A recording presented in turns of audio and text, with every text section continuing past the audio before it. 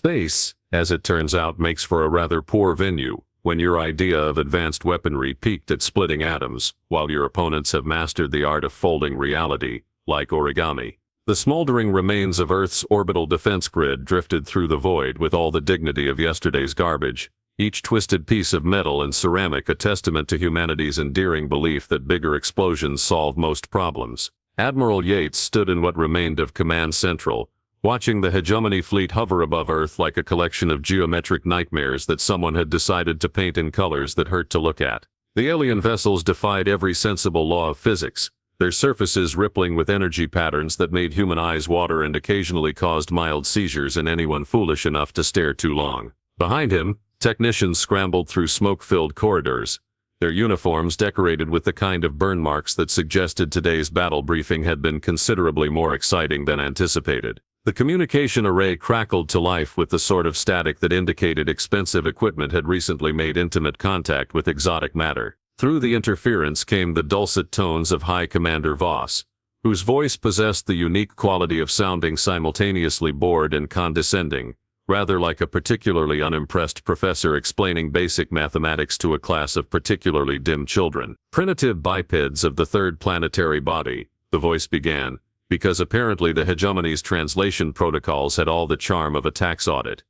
Your resistance has been noted, catalogued and found to be statistically insignificant. Your orbital defenses have been reduced to their component atoms. Your fleet has achieved a remarkable transformation into abstract art. And your planetary defense grid has been reconfigured into what your species might call expensive fireworks. Admiral Yates rubbed his temples, where a headache was building with all the subtlety of a freight train. 3 hours ago, he'd been commanding what Earth's finest military minds had confidently declared to be an impregnable defense network. Plasma cannons that could vaporize asteroids, nuclear missiles with enough yield to crack continents, and shield generators powered by fusion reactors that could theoretically withstand anything short of a direct hit from a star. The key word being theoretically. The Hegemony had dismantled their defenses with weapons that seemed to violate several fundamental laws of physics while making the whole process look embarrassingly effortless. Their first volley had simply convinced Earth's shields to stop existing, not destroyed them, mind you, but somehow persuaded them that being energy barriers was really rather passé and they'd much rather be free-floating particles instead. The second volley had done something unspeakable to the nuclear arsenals, transforming them into what appeared to be flowers. Very pretty flowers, admittedly, but flowers nonetheless. Your species demonstrates the tactical acumen of a particularly excitable bacteria.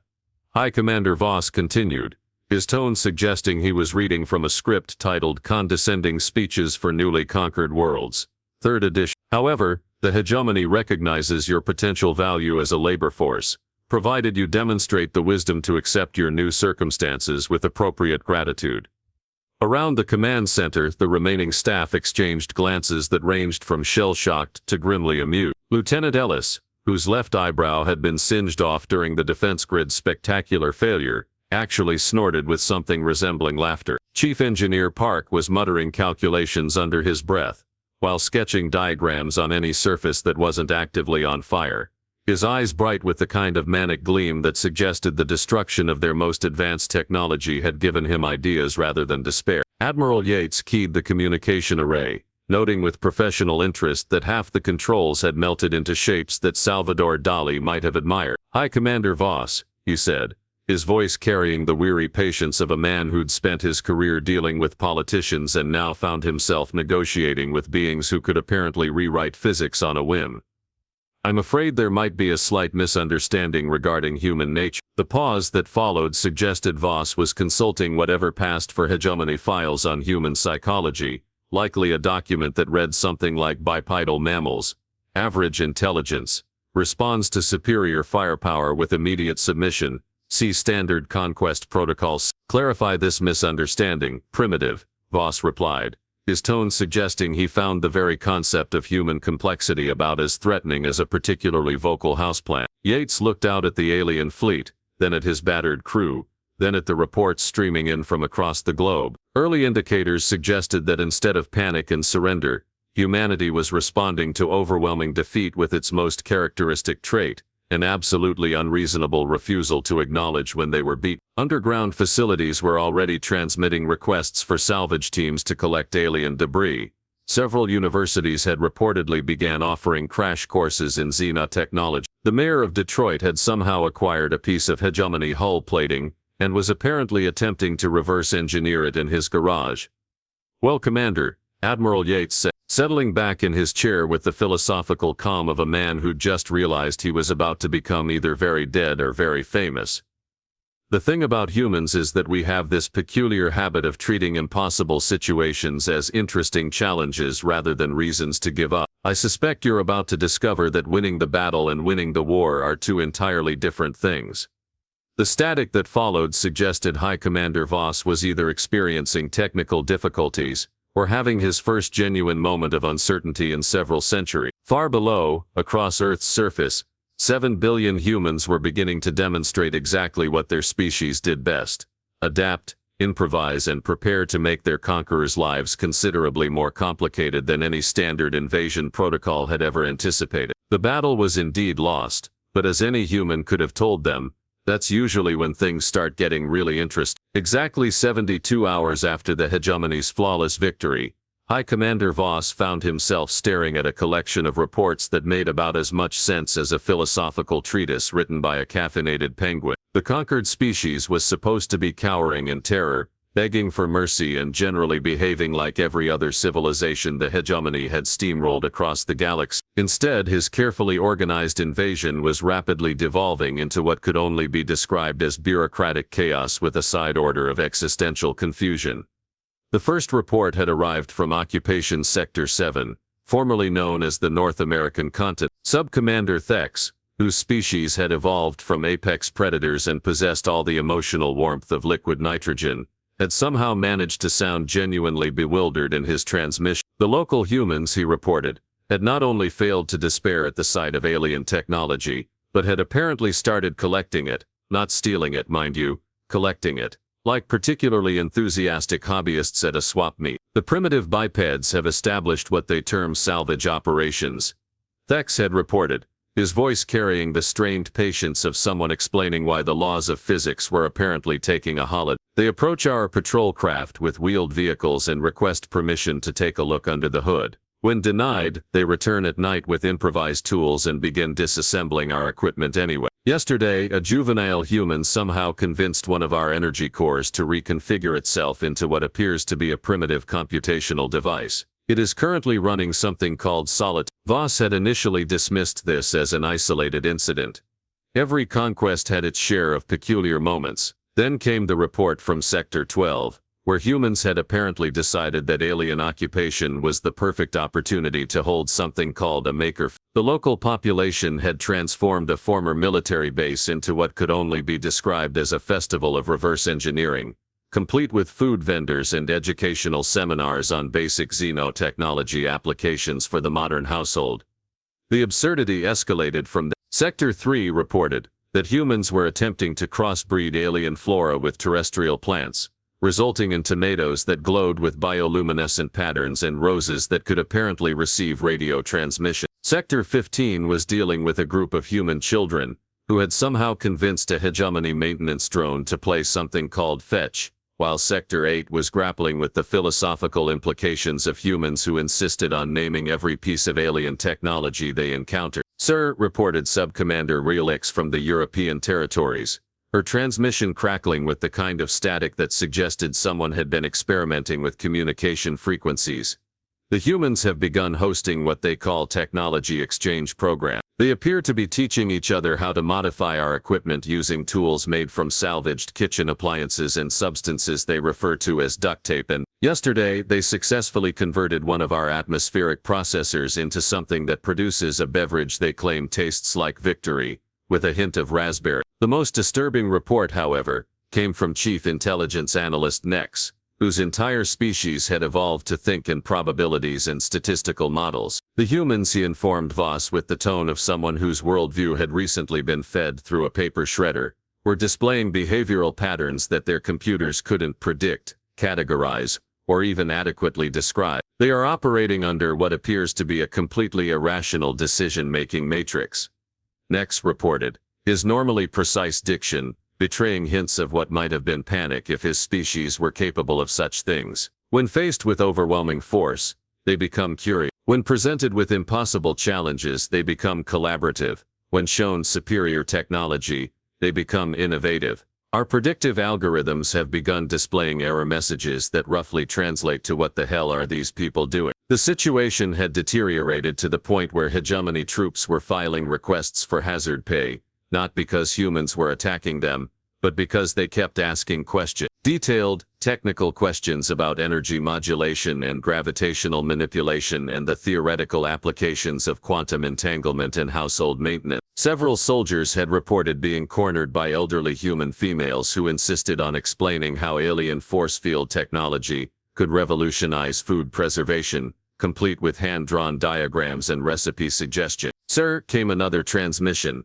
this one from Sub-Commander Pex in the Australian sector. "The humans have established something they call a resistance network. However, it appears to be primarily focused on sharing instructional videos on alien technology modification. They've somehow created a distributed communication system, using modified hegemony equipment, that's more efficient than our own. They're calling it the internet, but better, and using it to coordinate what they term improvements to our occupation infrastructure." Voss found himself experiencing something unprecedented in his 3 centuries of military service: genuine uncertainty. The hegemony had conquered 47 species using variations of the same proven formula. Overwhelming technological superiority led to immediate capitulation, followed by a brief period of adjustment, then peaceful integration into the hegemony's economic and social structure. It was a process so refined, so thoroughly tested, that it had achieved the status of natural law. Humans, apparently, had never received that particular memo.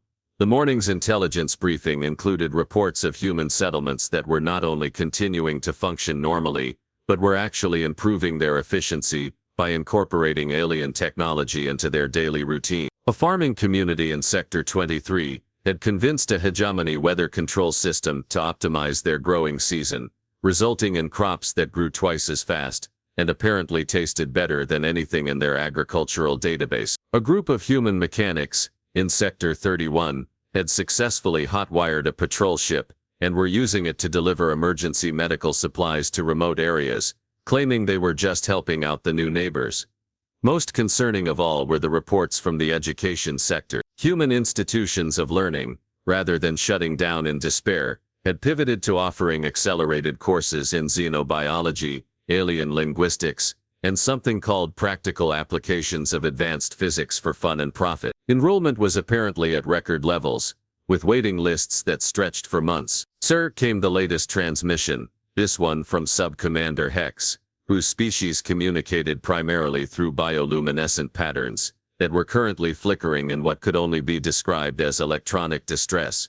"I believe we may have miscalculated." Voss stared at the tactical display showing Earth, where 7 billion humans were apparently treating the end of their civilization as the beginning of the most interesting science project in their planet's history. For the first time in his lengthy military career, he found himself wondering if there might be scenarios that the hegemony's conquest protocols had failed to anticipate. The thought was almost as disturbing as the growing realization that humans seemed to consider losing a battle to be nothing more than an invitation to get creative.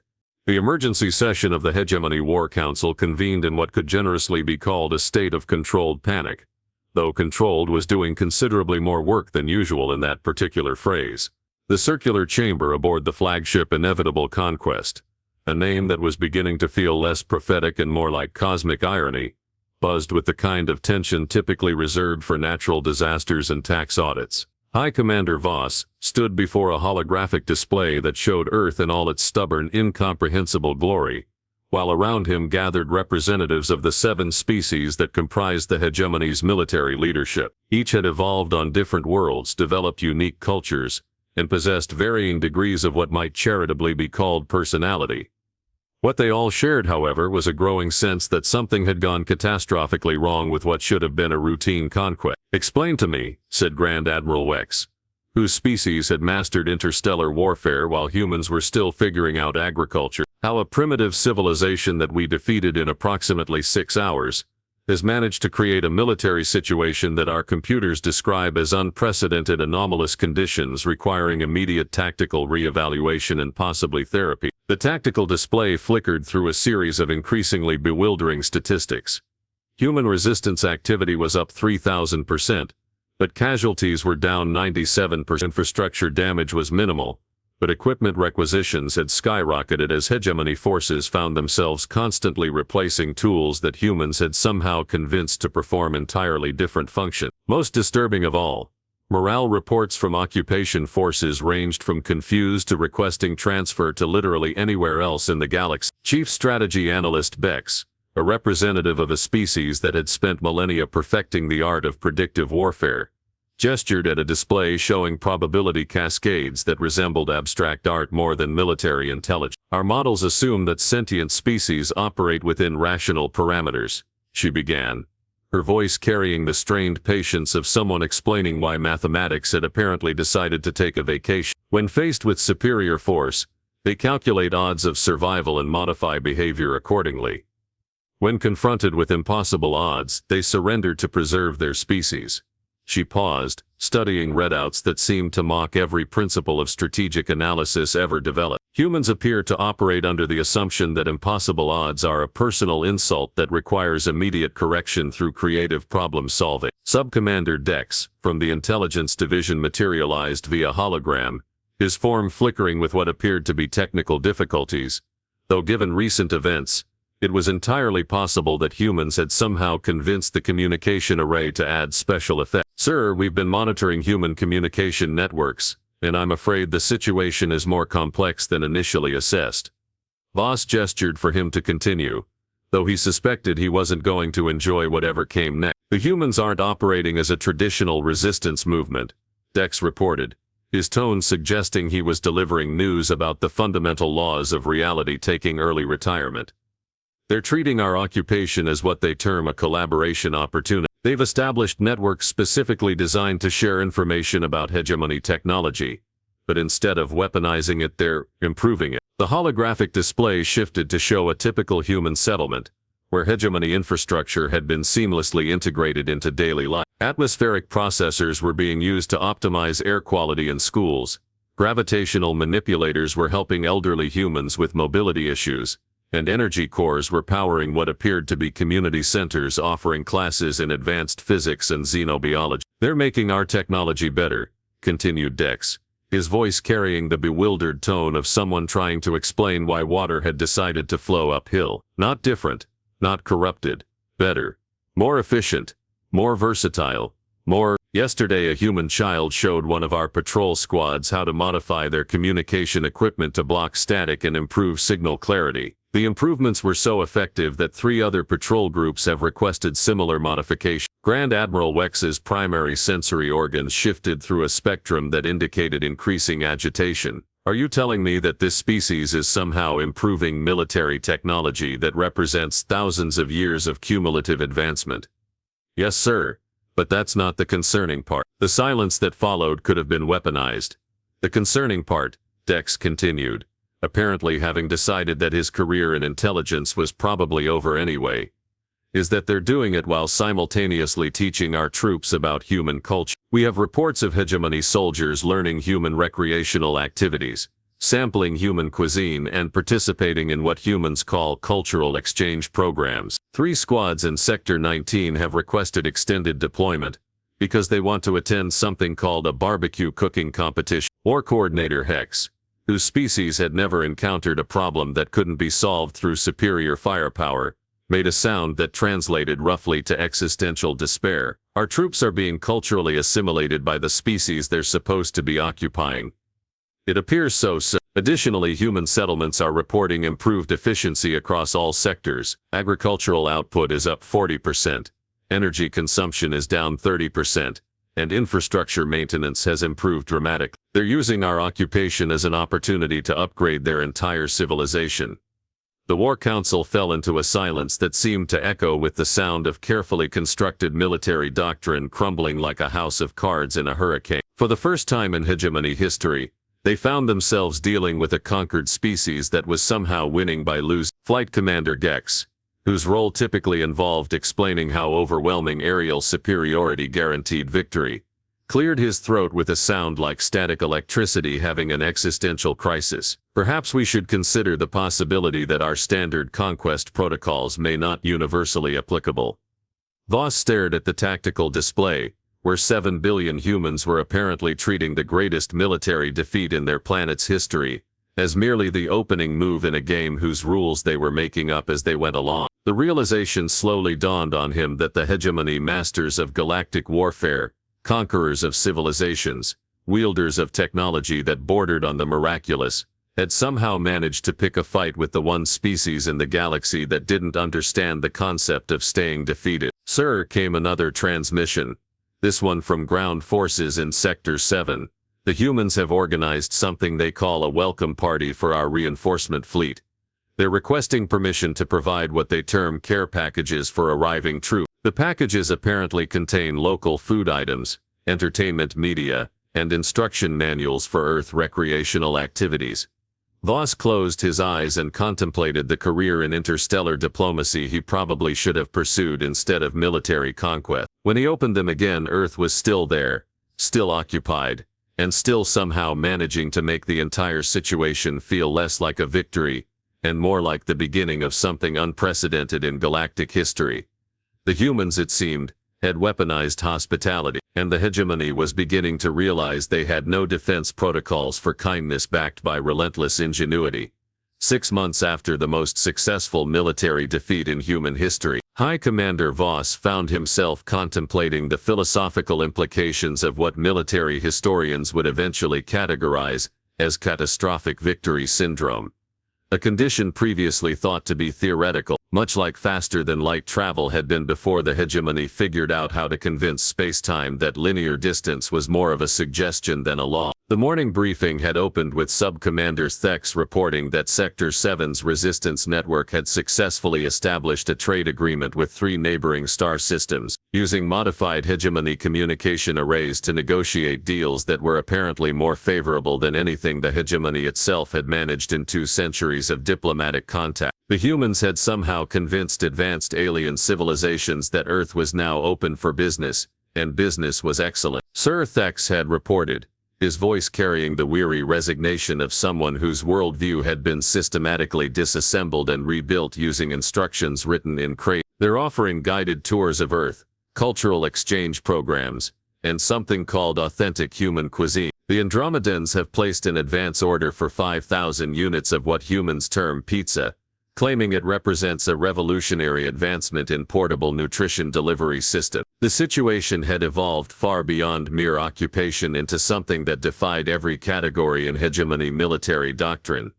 Earth wasn't just continuing to function, it was thriving. Human settlements were reporting technological advancement rates that exceeded pre-invasion levels by factors that made statisticians weep. Educational institutions were producing graduates with expertise in xenotechnology at rates that suggested the entire species had decided that learning alien sciences was a recreational activity, like Sudoku, but with more implications for interstellar commerce. War Coordinator Hex materialized via hologram, his form flickering with what had become standard technical difficulties since humans had begun helping with communication system maintenance. "Commander Voss, I'm afraid we have a situation that our classification systems describe as unprecedented evolutionary development, requiring immediate reassessment of fundamental strategic assumptions." Voss gestured for him to continue, though he developed the distinct suspicion that each briefing would bring news that reality had taken another unexpected turn. "The humans have achieved something that our xenobiologists initially dismissed as impossible," Hex reported, consulting data streams that scrolled past faster than most species could process. "They've developed functional unity. Not political unity, not economic unity, species unity. For the first time in their recorded history, humans across all geographic regions, cultural backgrounds and ideological differences, are working toward common goals." The tactical display shifted to show Earth's communication networks, now a glowing web of interconnected nodes that pulsed with information exchange at rates that made quantum computers look like counting devices, operated by particularly slow snails. The planet wasn't just unified, It was synchronized, operating with the kind of coordinated efficiency that had taken other species millennia to achieve. They're sharing resources, knowledge and technology across all boundaries. Hex continued, his tone suggesting he was reporting on violations of natural law. Agricultural advances developed in one region are simultaneously implemented globally. Scientific breakthroughs are disseminated to all research facilities within hours. Cultural innovations spread across the planet faster than our communication systems can track them. Chief Intelligence Analyst Nex's hologram flickered into existence, his form wavering with what might have been technical problems or possibly existential uncertainty. Sir, the humans have begun what they term Project Uplift. They're systematically reverse engineering, improving and redistributing every piece of hegemony technology they can access.